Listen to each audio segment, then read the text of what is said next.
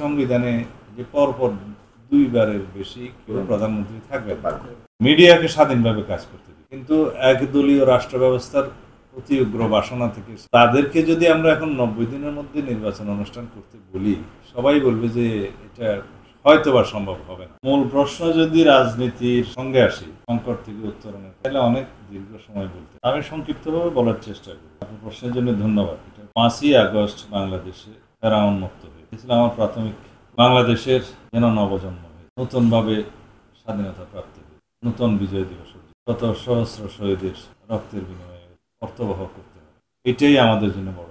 সংকট থেকে মুক্ত উত্তরণ করার জন্য যে সমস্ত পদক্ষেপগুলো নেওয়া দরকার, আপনারা যদি খেয়াল করেন, আমরা গত বছর জুন জুলাইয়ের দিকে আমাদের দলের পক্ষ থেকে এবং সমমনা রাজনৈতিক দল এবং যুগপৎ আন্দোলনের সবার সাথে পরামর্শক্রমে আমরা 31 দফা জাতির কাছে প্রদান করেছি, প্রণয়ন করেছি।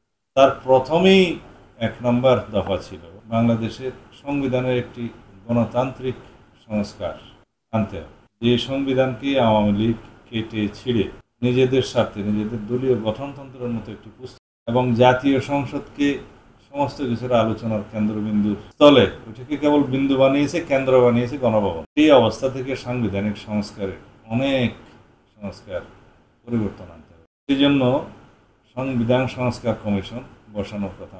এভাবে রাষ্ট্রের ক্ষমতার ভারসাম্য আনয়নের জন্য নির্বাহী বিভাগ, বিচার বিভাগ এবং প্রশাসন বিভাগে harmonious cooperation in between all the organs of the state, এটা বজায় রাখতে। যেমন সংবিধানে ফ্যাসিবাদী শেখ হাসিনা বিচার বিভাগকে আইন বিভাগের অধীনস্থ করে রেখেছে 16তম সংশোধনের মাধ্যমে। আপনারা সবাই জানেন যে বিচারকদের ইম্পিচ, কন্ডাক্ট রুলস ইত্যাদি সংসদের হাতে নিয়ে আসে। এটা পৃথিবীতে কোথাও হতে পারে নাই, যদি থাকে আমার জানা নেই। যেমন প্রশাসন A to Z দলীয়করণ করা, নির্বাচন কমিশন এটা যেন একটা তাদের অধীনে মন্ত্রণালয়ের মতো অবস্থা। দুর্নীতি দমন কমিশন বিরোধী দল মতকে দমন করার একটা হাতিয়ার করে। এইভাবে পাবলিক সার্ভিস কমিশনের মধ্য দিয়ে কেবল ছাত্রলীগ, আওয়ামী লীগ ক্যাডারদেরকে নিযুক্ত করার একটা টুলসে পরিণত করা হয়েছে।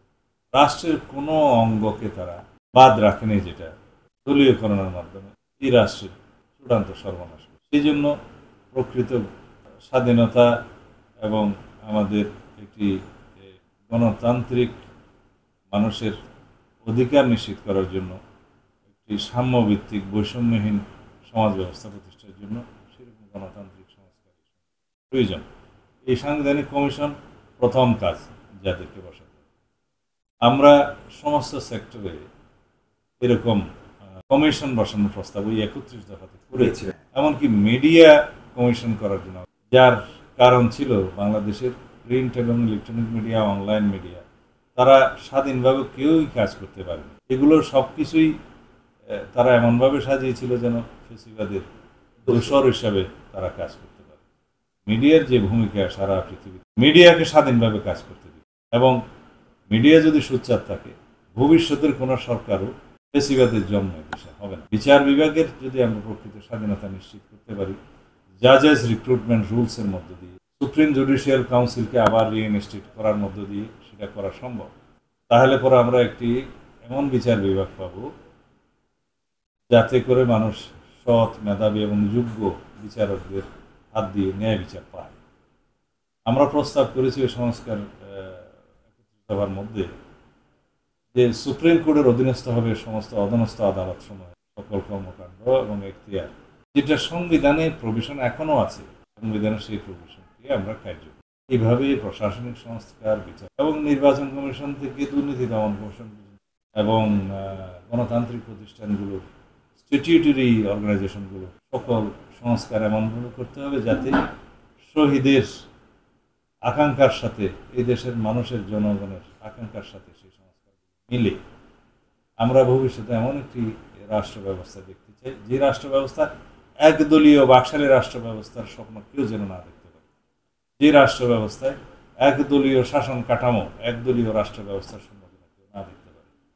এদেশের 71 সালের স্বাধীনতা সংগ্রামে, স্বাধীনতা যুদ্ধে শহীদদের সেই আকাঙ্ক্ষা ছিল, তাদের সেই আকাঙ্ক্ষাকে ইন্টারিম গভর্নমেন্ট বলেন, কেয়ারটেকার গভর্নমেন্ট, তাদের মূল কাজটাকে এই সুষ্ঠু নিরপেক্ষ অবাধ নির্বাচন, যেই বিধানটা 1996-এ দেশনেত্রী বেগম খালেদা জিয়ার নেতৃত্বে সময় আমিও সংসদ আমরা এই বিধানটা সংবিধানে সংযুক্ত করি। আওয়ামী লীগ দাবি করে তাদের আন্দোলনের ফসল হিসেবে তাদের দাবি, কিন্তু সেই তারাই 2011 সনে এই বিধান সংবিধান থেকে উড়িয়ে দিল। তাদের প্রধান সহযোগী ছিল তৎকালীন প্রধান বিচারপতি খায়রুল হক, জাস্টিস খায়রুল। সেই বিধান অনুসারে সেই সরকারের সময় ছিল 90 দিন।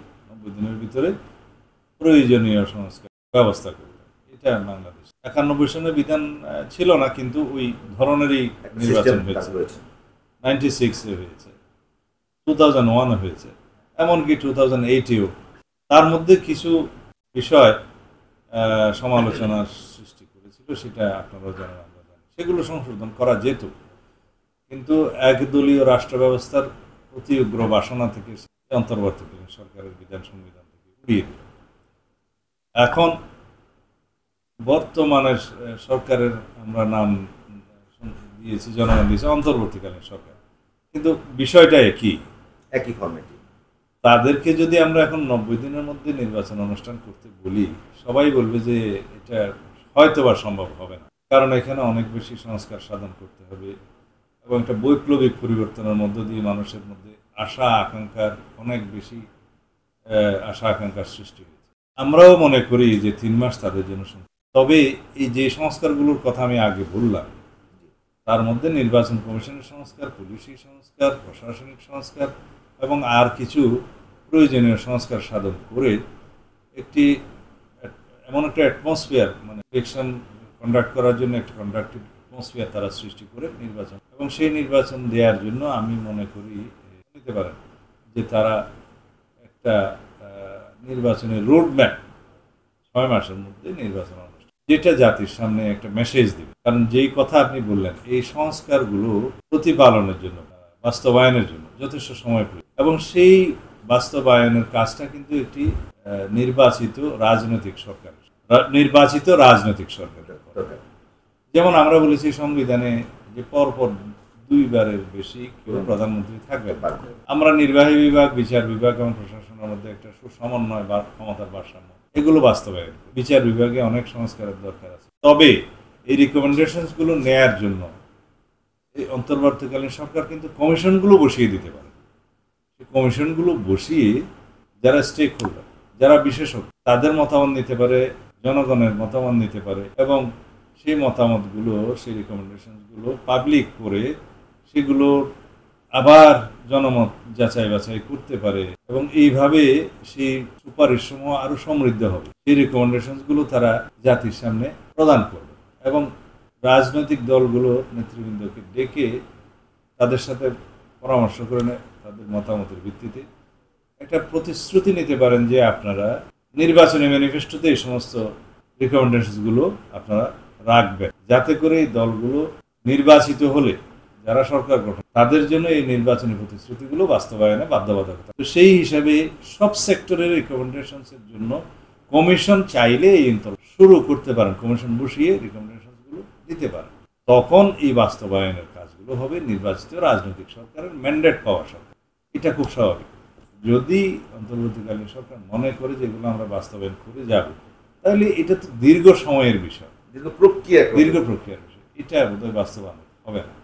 আমি মনে করি যে কমিশনের কাজগুলো শুরু করা দরকার, রিকমেন্ডেশনগুলো আসতে থাকে, এগুলো চর্চার মধ্য দিয়ে, মতামতের মধ্য দিয়ে আরো সমৃদ্ধ। শত সহস্র শহীদের আকাঙ্ক্ষা আমাদেরকে বাস্তবায়ন করতে হবে, সেটা তারা একটা সমৃদ্ধ, প্রকৃত, অর্থবহ বাংলা গণতান্ত্রিক সমাজ ব্যবস্থা চায়। এই সমাজ ব্যবস্থায় স্বাধীনতার ঘোষণাপত্রের মর্মবাণী অনুযায়ী সাম্যের সমাজ হবে, মর্যাদার, সামাজিক সুবিচার এবং সমমর্যাদার একটা সমাজ হবে, সাম্য, মানবিক মর্যাদা এবং সামাজিক সুবিচার। এই কথাগুলো আমরা স্বাধীনতার ঘোষণাপত্রে পেয়েছি, কিন্তু এই পর্যন্ত আমরা বাস্তবায়ন করতে পারিনি। সেই জন্য আমি মনে করি সবাইকে আমাদের আন্তরিক হতে হবে, ধৈর্য ধারণ করতে হবে, শৃঙ্খলা প্রথমে ফিরিয়ে আনতে হবে, এবং রাষ্ট্রের সমস্ত সেক্টরে সুন্দর সংস্কারের মধ্য দিয়ে এমন একটি আবহাওয়া পরিবেশ সৃষ্টি করতে হবে, যে পরিবেশের মধ্য দিয়ে একটি অবাধ নিরপেক্ষ সুষ্ঠু নির্বাচন অনুষ্ঠিত হবে, রাজনৈতিকভাবে ম্যান্ডেট পাওয়া একটা সরকার প্রতিষ্ঠিত হবে, তাদের জবাবদিহিতা থাকবে এবং সংসদ প্রকৃতপক্ষে শুধু কেন্দ্র নয়, সেটা জনগণের সমস্ত বিষয়ে আলাপ আলোচনা